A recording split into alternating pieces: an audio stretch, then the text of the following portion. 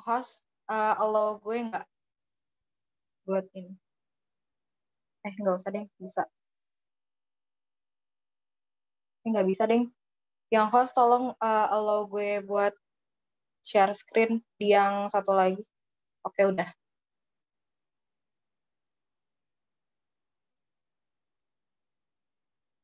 Ya, kita ulang lagi ya di nomor 1. Jadi pernyataan ekonomi itu ada 2. Yang pertama itu yang fakta, dan yang kedua itu yang normatif, atau yang positif dan yang normatif. Kalau yang positif itu tuh dia berupa fakta, dan bisa dilihat dari pernyataannya itu ada jika atau maka, dan kalau yang normatif itu dia berupa saran, maka di situ tulisannya adanya seharusnya dan seandainya. Nah, jadi kita lihat aja dari opsinya itu yang mana yang termasuk dalam positif dan yang mana yang termasuk normatif. Nah, di opsi ini kan jawabannya itu yang A ya, tapi kita lihat dari opsi B sampai E. Nah, yang B itu subsidi harus ditingkatkan, berarti dia masuknya ke normatif. Yang opsi C sebenarnya dia juga masuk normatif. Yang D itu sebaiknya juga berarti masuk ke normatif, dan yang E itu seharusnya berarti dia masuk juga ke saran atau yang normatif. Makanya yang opsi nomor 1 ini jawabannya yang A, karena dia itu apabila produksi bla bla bla maka bla bla bla, itu sama aja kayak jika maka gitu. Jadi yang nomor 1 ini jawabannya yang A. Nanti kalau ada pertanyaan ditanya di akhir aja ya. Nah, nomor 2 ini sama juga kayak di kode soal 917/2009. Ada juga soal yang sama.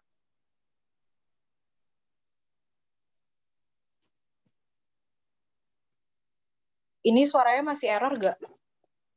Enggak. Enggak, Kak. Oke. Nah, yang nomor 2 ini nyambung sama sejarah sebenarnya. Karena ini tuh kebijakan dari Syarifuddin. Nah, dia itu memotong uang yang nilainya dipotong 50%. Nah, kebijakan moneter ini tuh dikatakan sebagai kebijakan apa namanya? Nah, sebenarnya ini kayak soal bonus gitu, karena ini gampang banget jawabannya itu. Nah, tapi buat opsi-opsinya yang lain itu opsi A itu kebijakan kredit selektif, dan yang opsi B kebijakan uang eksternal itu dalam kebijakan moneter ekspansif yang tujuannya untuk menurunkan JUB, atau JUB itu jumlah uang beredar.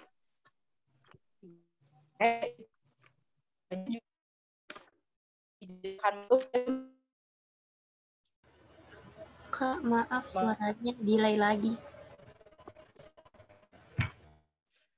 Suaranya.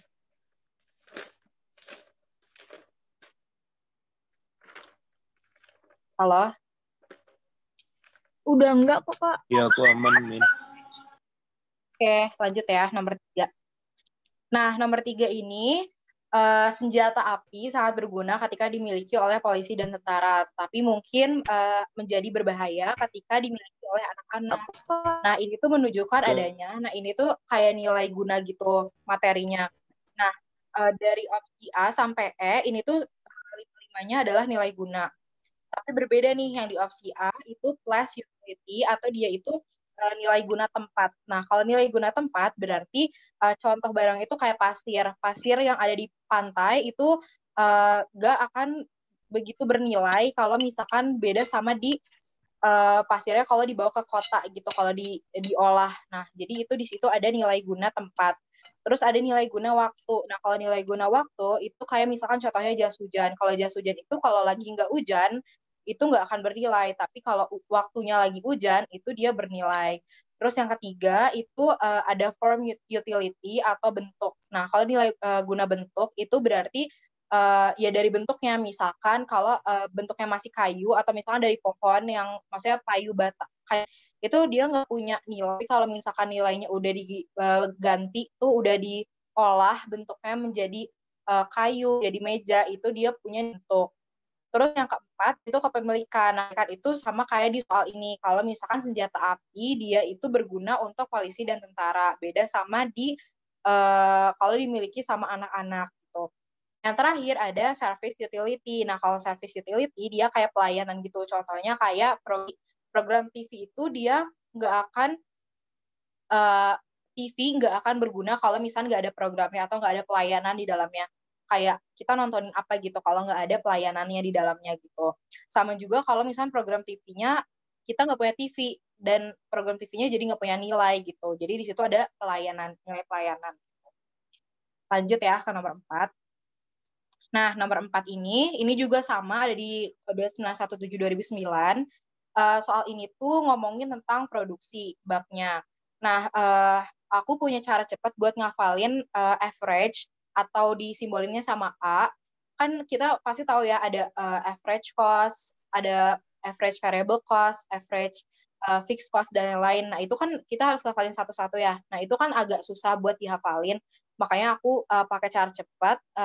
Caranya itu average kotak sama dengan kotak per key. Nah, kotaknya ini disesuaikan aja sama yang dibutuhkan. Misalkan kalau kita kan ini yang ditanya itu adalah average variable cost. Berarti kita mau nyari ya AFC kan. Nah, berarti AVC kan. Nah, berarti kotaknya itu adalah VC. Berarti AVC sama dengan VC per key kayak gitu. Nah, gimana cara ngerjainnya? Sebenarnya kita tulis aja dulu satu-satu dari soalnya. Suatu perusahaan memproduksi 7 unit output. Berarti di situ adalah key-nya kan, 7-nya. Terus ada average total cost 15.000. Nah, average total cost itu disimbolkan sebagai AC atau ATC sama aja. Terus agar mampu berproduksi, perusahaan harus mengeluarkan fixed cost sebesar 35.000. Nah, fixed cost-nya itu berarti FC sama dengan 35.000. Dan yang terakhir yang ditanya adalah average variable cost. Untuk mencari average variable cost berdasarkan rumus yang tadi udah kasih tahu yang A kotak sama dengan kotak per key, berarti kita harus tahu FC-nya berapa. Karena untuk nyari AVC itu kita harus VC per key gitu kan. Nah, sedangkan kita nggak tahu VC-nya berapa. Nah, VC itu bisa didapatkan dari TC. Nah, sedangkan yang diketahui adalah AC. Nah, ini ciri-ciri dari soal SIMAK, yaitu banyak rumus yang dipakai terus digabungin jadi satu gitu. Jadi kita kerjain satu-satu aja dari AC-nya dulu. Nah, di sini kan AC-nya itu adalah 15.000, di mana AC itu sama aja kayak ATC. Berarti kalau pakai rumus cepat, A kotak sama dengan kotak per key itu sama aja kayak TC dibagi dengan key. Nah, TC-nya itu yang kita cari, sedangkan key-nya adalah 7. Berarti 15.000 sama dengan TC per 7, atau TC sama dengan 15.000 dikali 7. Maka TC-nya adalah 105.000. Itu hasil dari 15.000 dikali 7. Kita udah dapat ya TC.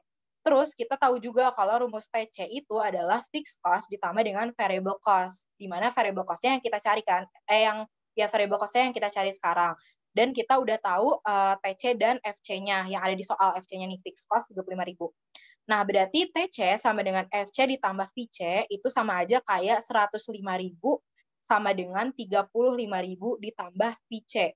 Berarti VC-nya adalah 105.000 dikurangi 35.000 sama dengan 70.000 gitu.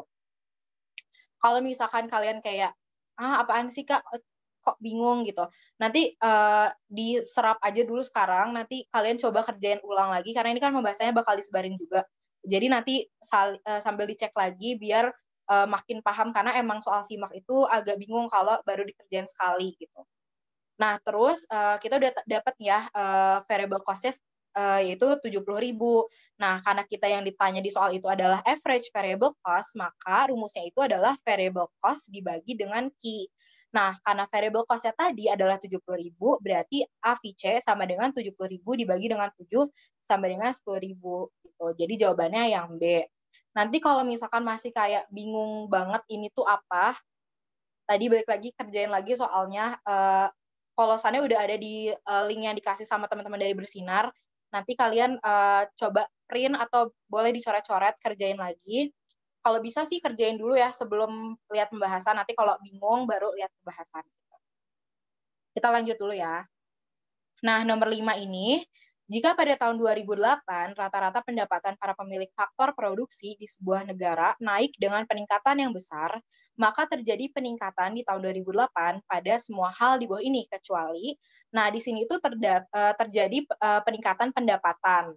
Nah, peningkatan pendapatan ini berdampak pada apa? Nah, peningkatan pendapatan ini itu tuh berdampak pada opsi A sampai D, kecuali opsi E. Kenapa? Karena yang meningkat itu kan adalah pendapatan dari orang yang punya faktor produksi. Nah, faktor produksi itu misalkan dia punya modal atau dia punya bahan baku, misalkan dia petani sawah atau dan lain-lain lah pokoknya. Nah, peningkatan dari orang yang punya faktor produksi itu tidak mempengaruhi pendapatan dari pegawai pemerintah, karena kalau misalkan pendapatan orang-orang itu meningkat, nggak mungkin akan berdampak pada pegawai pemerintah yang meningkat gitu gajinya.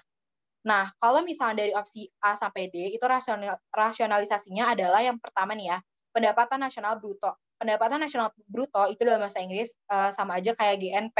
Nah, GNP ini didapatkan dari GDP ditambah WNI di luar negeri dikurangi dengan WNA di dalam negeri. Nah, GDP itu adalah pendapatan. Berarti di sini kalau misalnya pendapatannya meningkat, maka PNB-nya atau GNP-nya akan meningkat. Jadi opsi A itu benar. Opsi B. Opsi B itu pendapatan nasional neto atau NNI. NNI ini didapat dari GNP dikurangi penyusutan, dikurangi pajak tidak langsung. Nah, di sini ada GNP. Nah, tadi kan kita udah tahu ya di opsi A kalau GNP-nya akan meningkat gitu. Berarti kalau GNP-nya meningkat, di NNI-nya pun akan meningkat karena GNP itu adalah faktor penambahnya kan. Berarti pendapatan nasional neto itu berpengaruh juga. Terus yang opsi C, pendapatan per kapita. Pendapatan per kapita itu didapat dari pendapatan dibagi dengan penduduk. Kalau misalkan pendapatan pemilik faktor produksinya meningkat, maka pendapatan penduduknya akan meningkat. Makanya pendapatan per kapitanya juga akan meningkat. Dan yang terakhir, yang opsi D, itu pendapatan pajak pemerintah. Nah, pajak itu ada yang namanya, aku lupa namanya apa, tapi semakin tinggi pajaknya, itu dia bisa, semakin tinggi pendapatannya, maka semakin tinggi pajaknya. Kalau misalkan pendapatannya meningkat, otomatis penerimaan dari pajaknya juga akan meningkat. Makanya opsi D juga akan terpengaruhi oleh peningkatan pendapatan dari pemilik faktor produksi. Gitu. Lanjut ya, nomor 6. Nah, nomor 6 ini, seorang pegawai sebelum mengalami kenaikan gaji dan promosi mengonsumsi nasi bungkus ketika makan siang. Ini sebelum dia punya gaji dan promosi yang gede gitu ya. Dia makannya nasi bungkus. Akan tetapi setelah mengalami kenaikan gaji dan mendapat promosi, pegawai tersebut tidak pernah memakan nasi bungkus lagi karena dia udah punya duit yang banyak, gajinya udah lebih gede. Jadi dia bisa makan lebih mahal dari nasi bungkus. Dia lebih sering ke restoran. Maka nasi bungkus dalam kasus tersebut merupakan barang.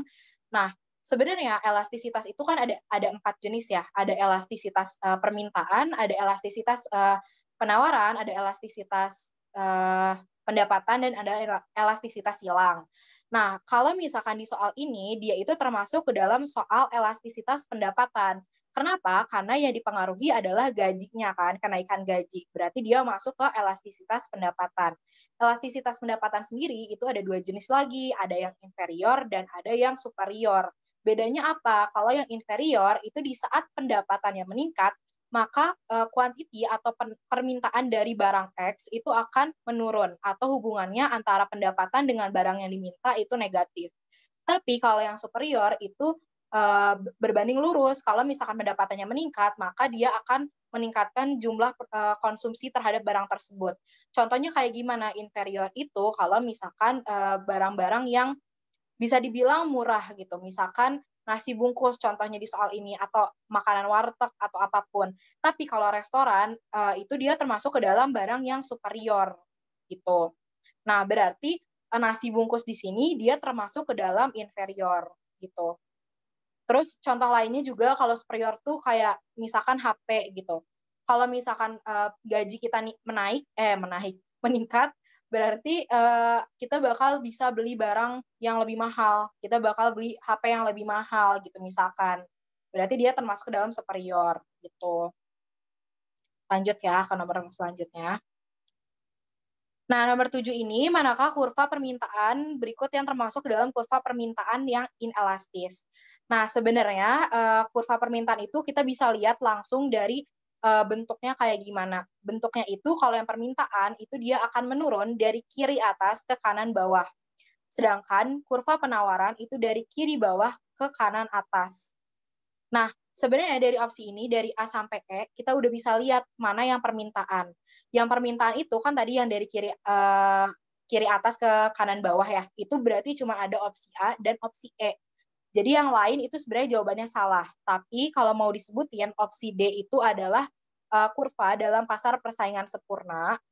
Dan yang di opsi C itu dia indifference curve kalau dalam teori konsumen dan atau bisa juga isoquant dalam teori produsen gitu. Nah, kalau yang opsi B itu nggak ada yang dia bentuknya kayak gitu. Jadi opsi B langsung coret aja. Nah, jadi di sini kalau kita mau lihat kurva permintaan itu bisa yang A dan bisa yang E. Karena dia bentuknya udah benar ya kurva permintaan gitu. Nah, tapi yang kurva permintaannya inelastis itu adalah yang E. Kenapa? Karena yang A itu dia elastisitasnya uniter gitu. Nah, gimana sih caranya tahu? Sebenarnya dihafalin aja sih. Maksudnya bukan dihafalin kayak tahu, oh ini tuh bentuknya kayak gini uniter, oh kayak gini bentuknya inelastis, oh kayak gini elastis. Itu boleh dicek aja di catatan, boleh di catatan aku atau di catatan kalian. Kalau misalnya mau butuh catatan aku ada di pin Twitter aku ya. Area belajar BTW kalau ada yang nggak tahu. Nah, lanjut. Nomor 8 ya. Nomor 8 ini, di sini ada tabel nih. Tabelnya itu komponennya ada quantity, ada price, ada total revenue atau total pendapatan, ada average revenue, dan ada marginal revenue. Nah, tapi yang ditanya di soal ini besarnya marginal revenue-nya atau MR-nya pada tingkat jumlah produksi sebanyak 6. Berarti kita perhatiin aja di saat Q-nya sama dengan 6. Nah, terus MR itu rumusnya adalah delta TR dibagi dengan delta Q. Nah, berarti gimana nih caranya? Ya udah kita tinggal perhatiin aja TR di saat 6 dan TR di saat 4. Kenapa? Karena dia maunya delta kan, berarti kita harus perhatiin yang sebelumnya gitu. Karena delta itu perubahan. Berarti TR di saat 6 dan TR di saat 4 gitu, karena yang sebelumnya. Nah, berarti tinggal hitung aja nih delta TR. Delta TR-nya, tadinya TR-nya yang di saat 6 itu 3 juta, dikurangi dengan TR-nya di saat 4, yaitu 1,6. Jadi 3 juta dikurangi, bukan 3 juta sih, itu 3.000 ya. 3.000 dikurangi 1.600 dibagi dengan Q di saat 6 dan dikurangi dengan Q saat 4. Berarti 6 dikurangi 4 gitu. Jadi hasilnya itu adalah 1.400 dibagi dengan 2, yaitu adalah 700. Oke, nafas dulu ya sebentar. Kalau misalkan takutnya otak kalian kayak, hah, apaan sih? Gitu. Nanti coba dikerjain lagi aja, karena emang soal simak itu ribet dan agak mikir berkali-kali, jadi kerjain aja sesering mungkin, biar paham, bukan biar hafal jawabannya ya, karena nggak akan sama soalnya kayak gini keluar di simak lagi. Lanjut ke nomor 9, nah ini paling sering banget dieluhkan, yaitu adalah soal akuntansi. Nah, akuntansi di nomor 9 ini adalah soal ayat jurnal penyesuaian atau AJP. Nah, baca dulu aja ya soalnya. Dalam neraca sisa terdapat akun asuransi dibayar di muka bersaldo 3.600. Data penyesuaian per 31 Desember 2008 menyatakan bahwa asuransi dibayar pada tanggal 4 April 2008 untuk jangka waktu 1 tahun. Nah, kita udah tahu nih ya, 1 tahun itu berarti dari 4 April 2008 sampai 4 April 2009. Sedangkan AJP itu dilakukan di akhir tahun atau di tanggal 31 Desember 2008. Makanya di AJP ini kita nggak hitung dari 4 April sampai 4 April 2008 sampai 4 April 2009, tapi hitungnya cuma sampai Desember 2008 atau dari awal tahun ke tanggal 4 April. Nah, maksudnya gimana, angkanya itu gimana gitu. Di sini karena di opsinya kan beda-beda ya, ada yang 2,7, ada yang 900, ada yang 3,6. Nah, kalau AJP itu disesuaikan dengan soal yang dimintanya. Nah, di soal ini dia ngomongnya terdapat akun asuransi dibayar di muka. Berarti di sini udah ada clue kalau AJP-nya itu dia pakai yang asuransi dibayar di muka. Nah, AJP-nya itu ada 2 pendekatan. Pendekatannya itu ada pendekatan harta dan ada pendekatan, ini salah satu lagi pendekatan beban yang di bawah ya. Nah, pendekatan harta itu dia kata kuncinya titik-titik dibayar di muka. Berarti kalau kita kata kunci di soalnya titik-titik dibayar di muka, berarti angkanya adalah yang terpakai. Berarti dari tadi itu dari 4 April 2008 sampai 31 Desember 2008. Karena yang terpakainya. Kalau misalkan pakai pendekatan beban yang B nih, yang bawah itu typo.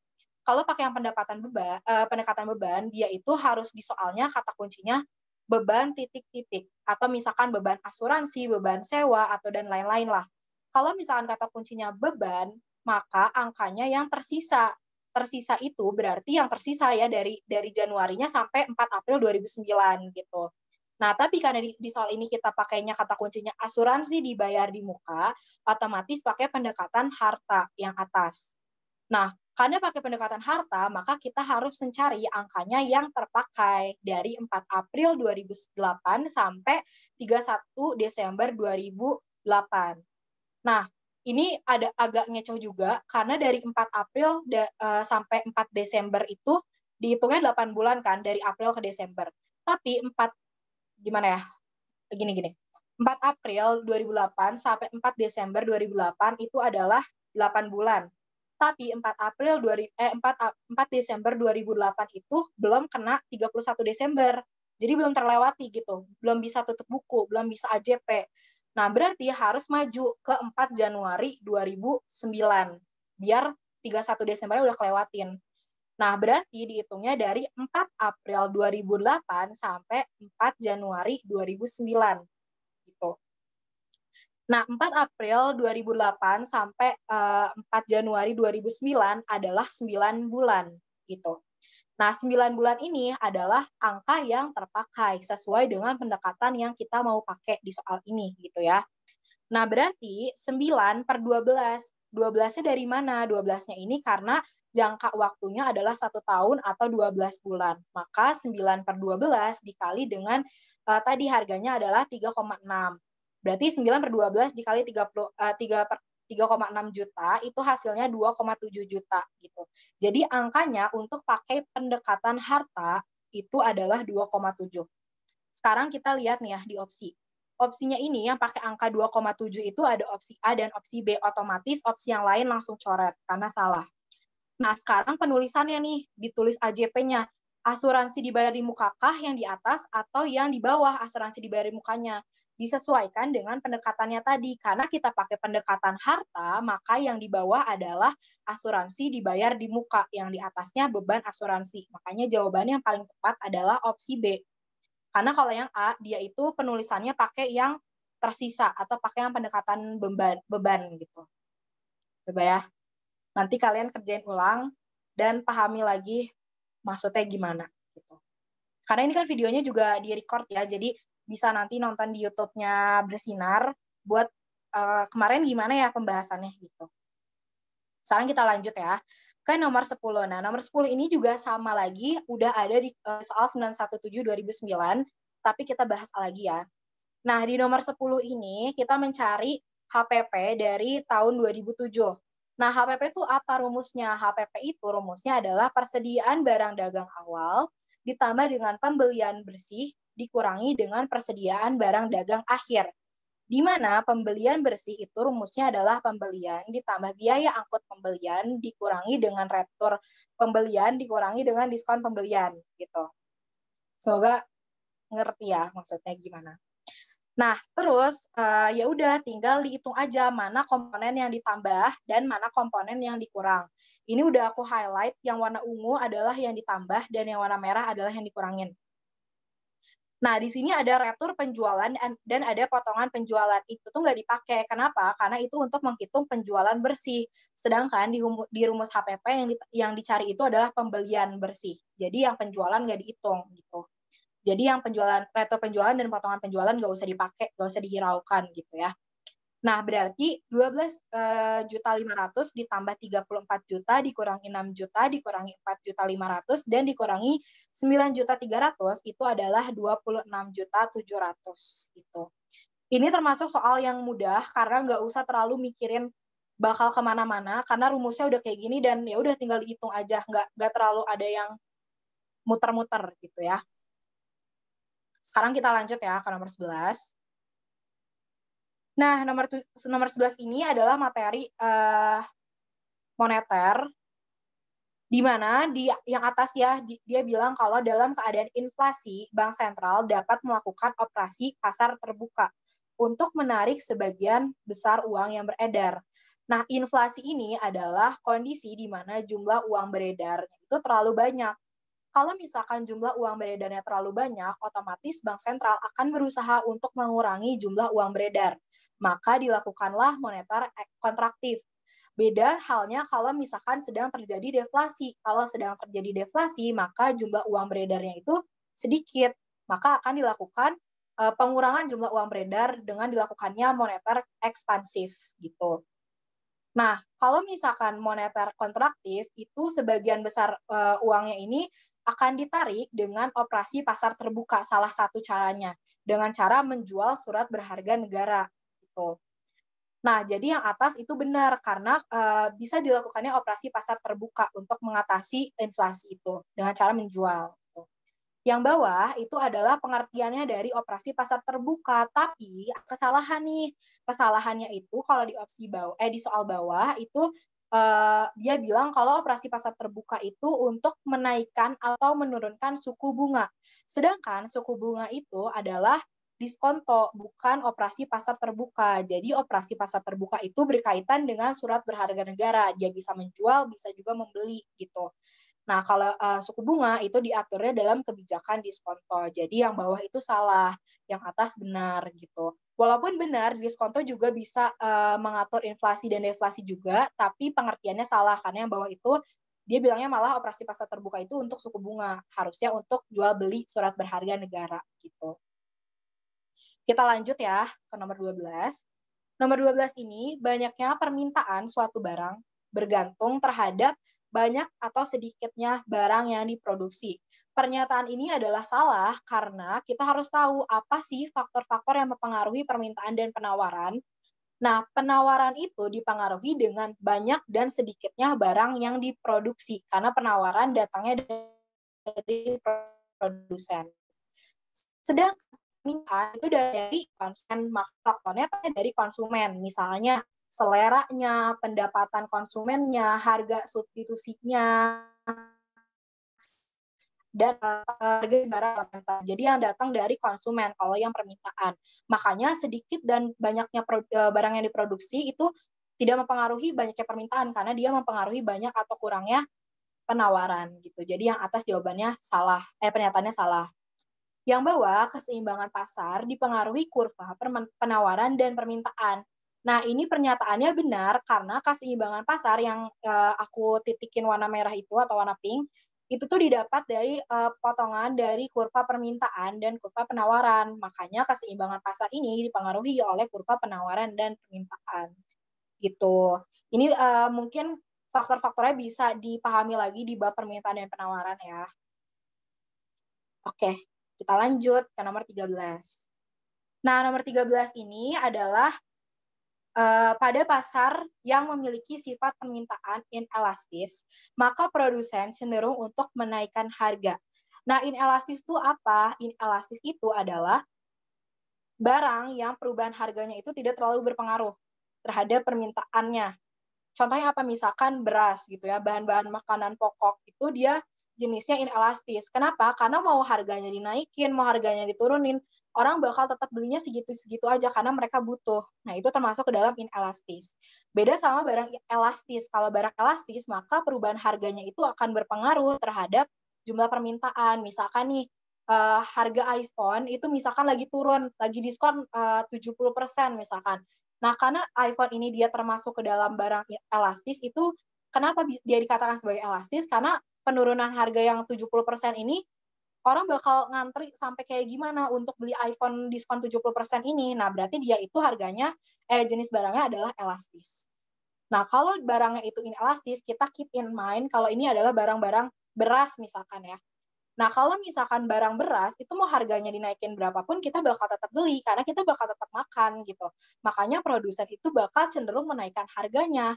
Nah, kenapa sih mereka tuh cenderung menaikkan harga? Karena yang pernyataan bawah nih, karena kenaikan harga pada permintaan yang inelastis akan menaikkan jumlah penerimaan penjual. Jadi produsennya akan lebih untung kalau misalkan harganya dinaikin. Posisikan diri kalian sebagai penjual beras. Kalau misalnya kalian mau punya duit banyak, ya udah mahalin aja harga berasnya karena mereka bakal tetap beli gitu.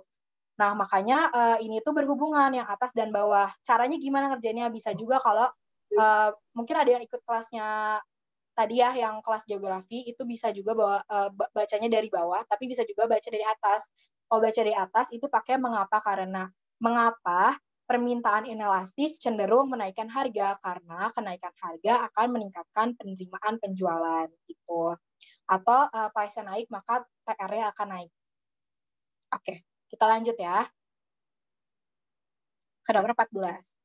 Nah, nomor 14 ini dia ngomongin tentang moneter lagi nih ya. Berarti banyak banget nih bab moneter di paket ini. Ada 3 soal ya kalau nggak salah. Nah, moneter ini dia itu antara diskonto dengan cash ratio atau cash minimum itu dia harus sejalan. Kalau misalkan penurunan tingkat diskonto, maka cash ratio-nya juga harus turun. Kalau misalkan diskontonya naik, maka cash ratio-nya harus naik juga. Itu udah pasti kayak gitu. Nah, tapi di soal ini tuh kontradiktif karena dia bilang kalau diskontonya diturunin, sedangkan cash ratio-nya dinaikin. Berarti pernyataan ini udah pasti salah gitu. Tapi ini tuh benar untuk menambah jumlah uang beredar atau moneter ekspansif. Jadi sebenarnya yang salahnya itu adalah di pernyataan menaikkan cash ratio. Harusnya dia diturunin gitu. Lanjut, yang pernyataan bawah, pengadaan uang di masyarakat ditentukan melalui penciptaan uang kartal dan uang giral. Sampai sini pernyataannya udah benar. Tapi yang salahnya adalah bank umum. Bank umum ini dia cuma bisa menciptakan uang giral dan pemberian kredit. Jadi uang kartal itu diciptakannya oleh sentral gitu. Uang kartal itu adalah uang kertas dan uang logam. Cuman bisa diciptakan oleh Bank Indonesia. Bank umum itu contohnya apa? Bank umum itu kayak Mandiri, BCA, BNI, dan lain-lain. Mereka cuma bisa giral dan pemberian kredit. Giral itu apa? Giral itu kayak uang debit, uang yang di kartu-kartu gitu, terus cek, ngeluarin cek, wesel, dan lain-lain. Nah, itu boleh dilakuin oleh bank umum. Tapi pernyataan ini salah karena bank umum itu cuma bisa giral dan pemberian kredit. Kartalnya nggak bisa. Jadi jawabannya adalah E. Kita lanjut ya. Nah, nomor 15. Jika nilai ekspor Indonesia meningkat, maka nilai tukar rupiah akan menguat. Nah, ini mungkin aku mau loncat dulu ya. Soalnya jangan nomor 15 dulu, karena ini berkaitan sama nomor 18. Dalam teori moneter, balik lagi nih, moneter lagi. Nilai uang bisa naik atau turun. Nilai turunnya nilai uang dikenal dengan istilah-istilah berikut. Jadi di dalam teori moneter itu ada 4 yang dikenal. Ada apresiasi, revaluasi, devaluasi, dan depresiasi. Nah, gimana nih perbedaannya apa? Sebenarnya kan kita cuma tahu ya ini naik dan turun. Cuman oleh siapa naik dan turunnya, itu kita tinggal lihat kata kunci di bagian akhir. Kalau kata kuncinya siasi, itu di bagian apresiasi dan depresiasi, itu oleh pasar. Tapi kalau bagian belakangnya ada luasi, revaluasi, dan devaluasi, berarti dia termasuk ke dalam kebijakan pemerintah. Gitu. Nah, berarti kita tahu ya, di sini ada apresiasi, revaluasi, devaluasi, dan depresiasi. Gitu. Jadi jawabannya 1, 2, 3. Nah, opsi 4 itu salah karena nggak ada represiasi, itu nggak ada. Jadi itu salah ya. Balik lagi ke nomor 15. Dia bilang kalau nilai ekspor itu kalau meningkat dia akan menguat nih nilai rupiahnya. Nah, tadi meningkatnya nilai rupiah itu termasuk dalam apresiasi. Kenapa apresiasi gitu? Karena dia itu dari ekspor atau dari pasar, bukan dari kebijakan pemerintah. Makanya belakangnya siasi, bukan luasi gitu. Nah, berarti yang atas benar. Kenapa dia bisa menguat kalau ekspor itu? Karena persediaan dolarnya meningkat gitu. Dijawab sama pernyataan di bawah. Makanya jawabannya berhubungan atau A gitu. Jadi intinya kalau misalkan persediaan dolarnya itu meningkat, maka nilai tukar rupiahnya itu akan meningkat. Tergantung sama kebijakan apa, itu kebijakan dari pemerintahkah atau dari pasarnya. Nah, karena di soal ini dari ekspor, makanya dia termasuk dalam apresiasi. Jadi jawabannya A gitu. Lanjut ya. Nah, nomor 16, di antara barang-barang berikut ini yang merupakan barang ekonomi. Jadi barang itu ada 2, ada barang ekonomi dan ada barang satu lagi public goods kalau nggak salah. Public goods itu misalkan kalau sekarang contohnya adalah vaksin kalau di kondisi pandemi. Kalau misalkan vaksin di kondisi nggak pandemi, dia termasuk ke dalam barang ekonomi karena dijualkan. Nah, kenapa sekarang orang-orang banyak yang protes vaksin dibayar itu nggak boleh? Nah, karena vaksin itu harusnya digunakan sebagai public goods atau orang itu nggak usah usaha untuk mendapatkan vaksin karena sedang pandemi. Nah, kalau misalkan yang termasuk dalam barang ekonomi, dia itu yang butuh usaha. Misalkan butuh mengeluarkan uang, butuh dicari, butuh dibentuk lembaga atau dibentuk perusahaan untuk membuat barang ekonomi tersebut. Itu termasuk dalam barang ekonomi. Nah, di opsi ini, opsi 1 nih ya, udara segar. Kalau udara segarnya udah sampai udara segar doang, dia termasuk ke dalam public goods. Karena kita nafas sekarang nggak usah bayar, nggak usah usaha, tinggal nafas aja. Tapi udara segarnya ada di kawasan industri, makanya butuh usaha. Kenapa? Karena di kawasan industri sedikit udara segar. Di opsi 2, air di kawasan gersang. Kalau air doang mungkin termasuk ke dalam public goods, karena bisa diambil dari sungai, bisa dari sumber alam, dan lain-lain. Itu dia termasuk dalam public goods. Tapi karena dia di kawasan gersang, maka air ini butuh usaha untuk didapatkan, makanya harus dibeli gitu. Dia termasuk ke dalam barang ekonomi. Yang ketiga, air minum segar di kawasan pesisir pantai. Iya sih, pesisir pantai ada air, tapi belum tentu sesegar kalau misalkan airnya beli dari dari pegunungan gitu, kayak air kemasan. Berarti butuh usaha dong untuk mendapatkan itu, makanya jawabannya yang 3 juga benar. Yang terakhir, opsi 4, lahan hijau di permukiman padat penduduk. Nah, kalau lahan hijau doang di pedesaan gitu atau di mana, dia termasuk ke dalam public goods karena dia ya udah ada di mana-mana gitu. Tapi kalau di padat penduduk, dia itu termasuk ke dalam barang ekonomi karena sedikit gitu lahan hijaunya gitu ya. Jadi barang ekonomi ini dari opsi 1 dan sampai opsi 4 itu termasuk gitu. Lanjut ke nomor 17. 17 ini yang termasuk ke dalam uang yang sangat liquid. Uang sangat liquid itu apa? Uang sangat liquid itu di saat uangnya bisa digunakan di mana aja, bisa mudah untuk dikonversi, mudah untuk dicairkan, mudah untuk digunakan. Nah, contohnya itu adalah uang kartal yang di opsi 4. Uang kartal itu adalah uang kertas dan uang logam. Maksudnya gimana? Kalau misalkan kita punya uang kertas dan uang logam, dimanapun kita berada, kalau misalkan uang itu berlaku, kita bisa pakai. Misal nih, kita beli gorengan, kita bisa pakai. Kita mau makan di restoran bintang 5, kita bisa pakai juga. Kita mau beli Gucci, kita bisa pakai uang kartal. Kita mau beli tas-tas yang bekas, misalkan bisa juga pakai uang kartal. Berarti dia sangat liquid. Beda sama di opsi 1, 2, 3. Kalau di opsi 1, 2, 3, kita harus nyariin dulu nih uangnya ke bank. Berarti nggak liquid, nggak mudah untuk dikonversi. Harus datang dulu ke banknya, harus dicairin dulu untuk menjadi uang kartal baru bisa digunakan. Kita nggak mungkin kan, mau beli McD mau pakai cek bayarnya boleh nggak Mbak? Nggak boleh, itu lo diketawain. Jadi jawaban yang paling benar adalah opsi 4. Gitu. Lanjut ya. Nah, nomor 18 tadi kan udah ya. Kalau misalkan yang nilai teori moneter itu cuma ada apresiasi, revaluasi, devaluasi, dan depresiasi. Jadi nomor opsi 4 yang represiasi nggak bisa, karena nggak ada. Lanjut, 2 soal terakhir. Nomor 19. Berikut ini merupakan barang-barang yang mempunyai elastisitas lebih dari 1. Nah, elastisitas itu kan bisa lebih dari 1, bisa kurang dari 1, bisa sama dengan 1, bisa sama dengan 0, dan lain-lain lah, bisa ya banyak. Nah, yang elastis lebih dari 1 itu dikatakan sebagai barang yang elastis. Gitu. Barang yang elastis itu adalah barang yang ya jenis permintaannya elastis, atau dia barang yang kalau berdasarkan berdasarkan pendapatan dia termasuk yang superior tadi yang udah dibahas di soal-soal awal. Nah, yang termasuk dalam elastisitas yang lebih dari 1 ini apa? Kecuali, tapi berarti yang tidak elastis. Jawabannya adalah 1/3 karena 1/3 adalah jenis yang inelastis. Tadi elastis itu harganya sangat mempengaruhi terhadap permintaan barangnya. Kayak misalkan mobil dan TV. Kalau mobil dan TV diskon tiba-tiba 90% orang bakal beli gitu. Berarti harga itu mempengaruhi terhadap permintaan. Dia termasuk ke dalam barang yang elastis atau yang elastisitasnya lebih dari 1. Gitu. Lanjut ya. Terakhir. Nah, ini juga kalau nggak salah udah ada ya di 917. Aku lupa ada atau enggak. Tapi kalau nggak salah ada. Perhatikanlah kurva break-even point berikut. Berdasarkan kurva BEP tersebut, pernyataan berikut yang benar. Nah, kalau misalnya kurva kayak gini, kita harus tahu kurva ini tuh apa namanya, kurva ini apa namanya. Nggak usah dihafalin sebenarnya. Lebih sering ngerjain soal aja, nanti pasti paham. Misal nih ya, di kurva 1. Kurva 1 itu adalah TC. Kenapa TC? Karena TC tadi adalah jumlah dari fixed cost ditambah dengan variable cost.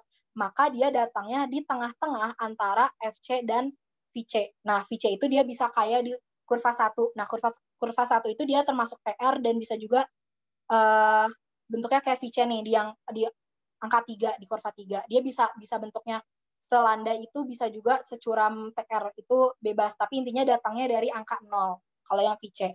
Tapi kalau yang FC, karena FC itu adalah fixed cost, makanya dia akan berbentuk horizontal, karena nggak akan berubah kan, karena fix gitu, udah berubah, nggak akan berubah lagi gitu, udah fix. Berarti TC itu adalah datangnya dari kurva FC yang di tengah itu, yang di kurva 1 gitu. Terus TR itu di kurva 1, itu sebenarnya typo sih, harusnya TC itu adalah kurva 2. Kurva TR kurva 1. Kurva FC itu kurva 3, dan kurva fixed cost itu kurva 4 gitu. Nah, sekarang kita baca opsi. Di opsi 1, kurva 1 merupakan total revenue, itu benar. Karena udah aku gambarin. Kurva 2, nggak ada kurva 2. Di opsi 2 itu kurva 4 menggambarkan average fixed cost. Salah, karena harusnya nggak ada average-nya. Dia itu hanya fixed cost doang gitu. Makanya opsi 2 salah. Opsi 3, total variable cost, berarti FC. Kurva 3 benar, FC, berarti 3 benar. Kurva 4, total profit, juga salah, karena profit itu dia didapatkan dari yang perpotongan antara TR dan TC ini yang di atas. Di bagian ini nih ya, bentar. Nih, di sini profit ya. Di sini ruginya. Udah selesai deh pembahasan dari nomor 1 sampai 20. Kalau misalnya ada pertanyaan, boleh banget ditanyakan gitu. Thank you.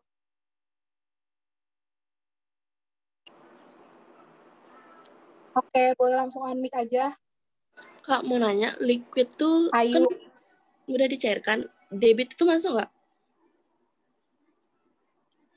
Enggak, karena kan kalau debit itu nggak bisa di penjual kita mau beli gorengan nggak bisa kan pakai debit. Jadi cuma walaupun bisa dilakukan di restoran-restoran, tapi dia tetap nggak semudah uang kartal.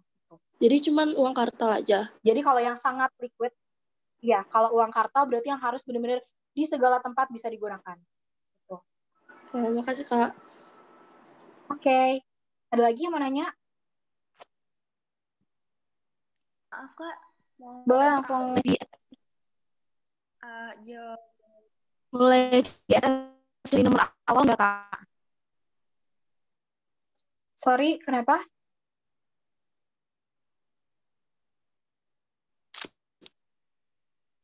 Boleh di SS di nomor awal, soalnya tadi saya ikut yang dari pertengahan.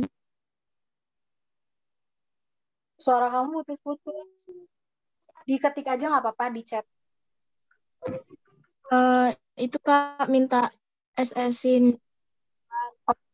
Materinya nanti bakal dikasih kok. Kak, maaf tadi nomor 1 sama 2 jawabannya apa ya? Nomor 1 sama 2. Iya Kak. Nanti dilihat di pembahasan aja sama di video yang ada di YouTube ya. Karena nanti bisa ditonton ulang. Oh iya. Nanya dong. Oke. Iya boleh. Tadi yang akuntansi itu AJP itu apa?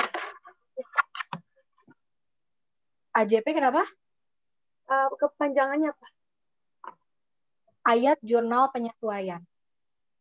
Oke, makasih. Oke. Kak, nanti di-share di mana ya? Ada lagi kah? Nanti di Twitter Bersinar dikasih kok. Kak mau nanya Oke. Nomor berapa? yang nomor 2. Ya. Yang kayak menurunkan JUB ekspansif tuh maksudnya gimana ya, Kak? Nah, kebijakan dari ekspansif itu ada banyak. Nanti coba kamu baca lagi materinya.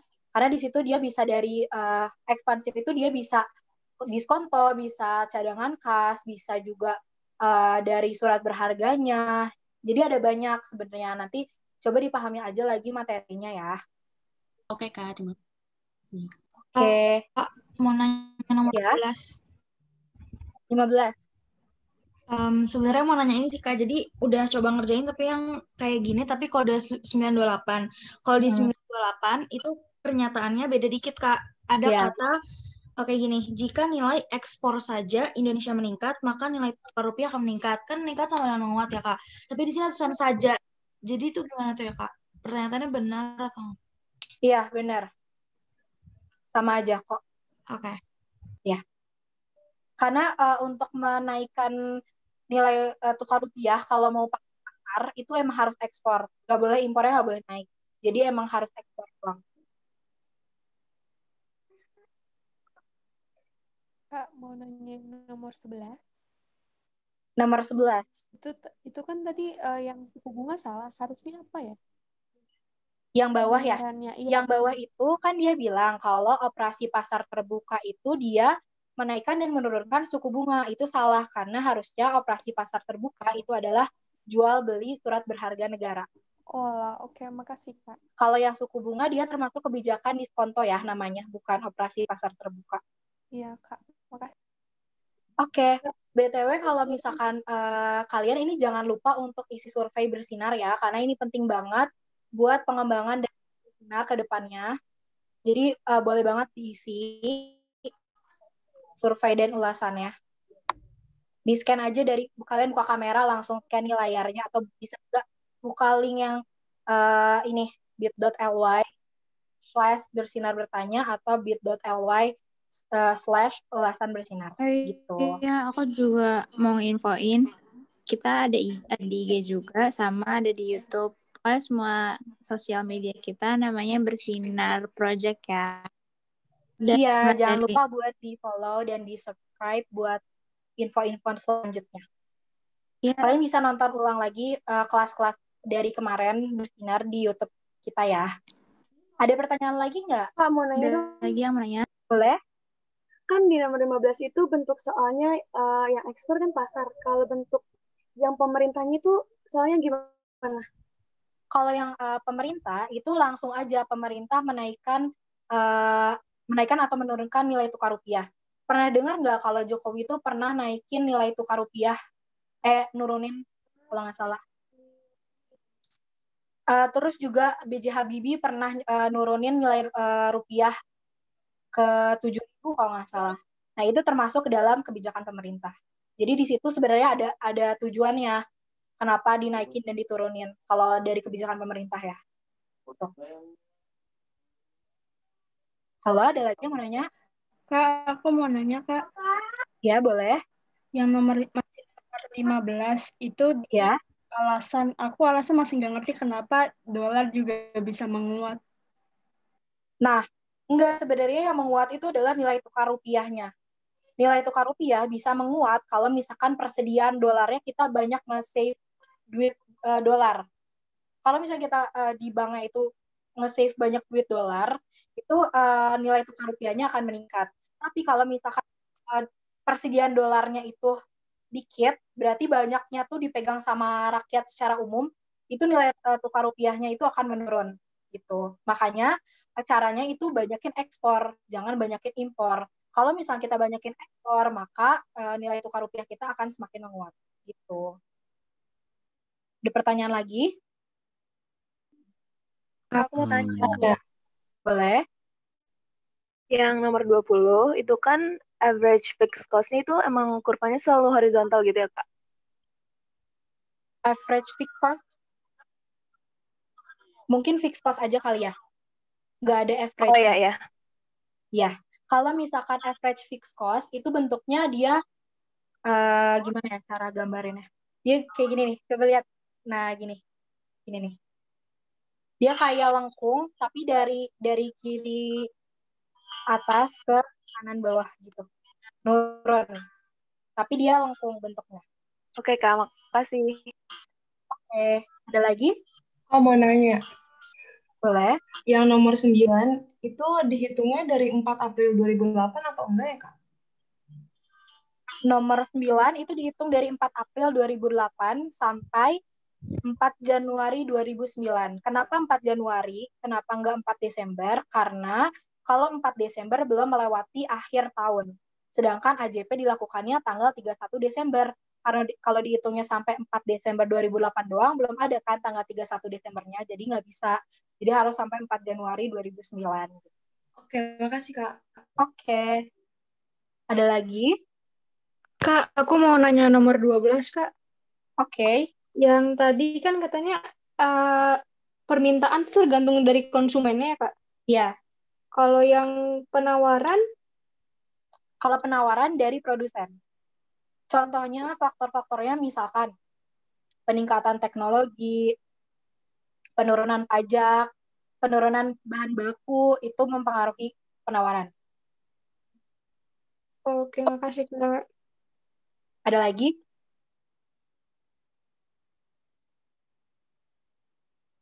Oke, mungkin kalau udah nggak ada, boleh kedua kali ya? Dari teman-teman bersinar. Jangan lupa diisi ya survei sama ulasannya. Udah, kami udah cukup kalau dari bersinar juga. Oke. Boleh banget yang mau on cam buat kita dokumentasi dulu.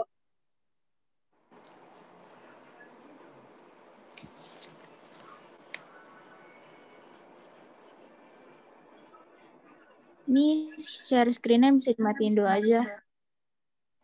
Oh iya. Udah mati bukannya?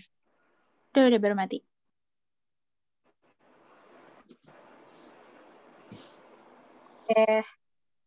Halo, Kak.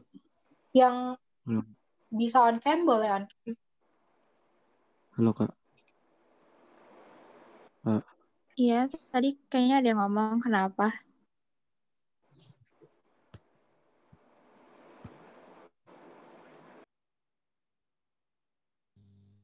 Halo Kak, Kenapa? boleh Iya, nanya kenapa? nggak yang nomor Kenapa? 14? Nomor berapa? Nomor 14. Oke, nomor 14. Kenapa? Itu Terakhir ya? Iya, yang nomor 14. Ya. Cash ratio itu maksudnya apa ya? Kan cadangan kas minimum. Dia termasuk ke dalam kebijakan moneter juga. Oke. Ya, itu maksudnya apa, Kak? Itu salah satu kebijakannya. Itu bisa buat ngatur jumlah uang beredar. Bergantung dia mau yang kontraktif atau mau yang ekspansif.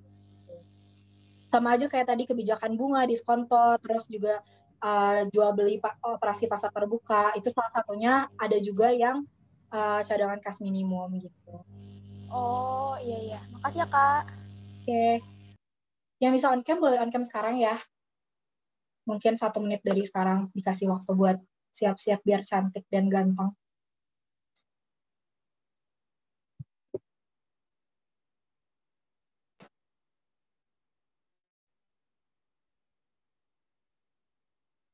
Jadi teman-teman bersinar ada yang boleh tolong screenshotin nggak? Soalnya aku nggak bisa. Halo, Kak. Iya, Zahira kenapa? Bukan Zahira ya tadi. Siapa ya? Oke. Boleh ada yang mau SS-in nggak? Tolong hitungin dong 3, 2, 1 gitu.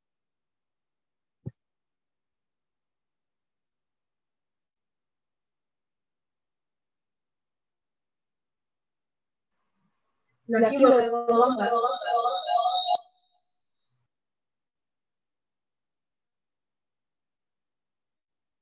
Oke. Kita mulai ya fotonya. 3, 2, 1.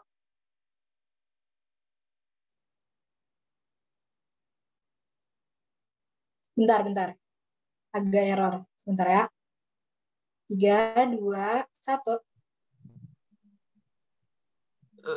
Slide 2. 3, 2, 1. Oke, sisanya off cam. Oke guys, thank you ya buat yang udah ikut hari ini. Semoga membuahkan hasil ya, kalian malam mingguan masih mau belajar. Min. Banyak Mau tutup pakai pantun dong. Boleh, siap Bang. Oke. Hari Sabtu jalan-jalan ke Kenya. Berang-berang salah kostum. Cakep. Assalamualaikum semuanya. Saya pamit. Assalamualaikum lagi. Nggak jelas banget ya guys. Waalaikumsalam. Thank you, Rika. Thank you semuanya. Thank you teman-teman bersinar. Thank you banget ya. Banyak